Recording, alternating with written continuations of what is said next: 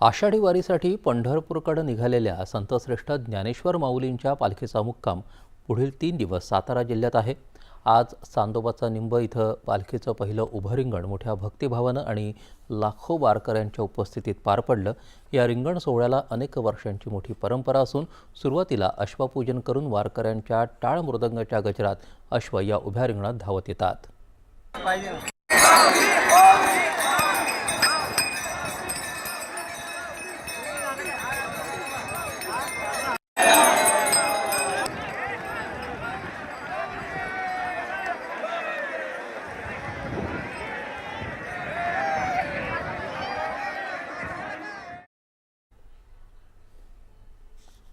जगद्गुरू संत तुकाराम महाराजांच्या पालखी सोहळ्यात आज काटेवाडी इथं मेंढ्यांचं रिंगण झालं।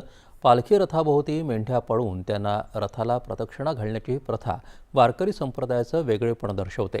आज सणसर इथं पालखीचा मुक्काम असणार आहे।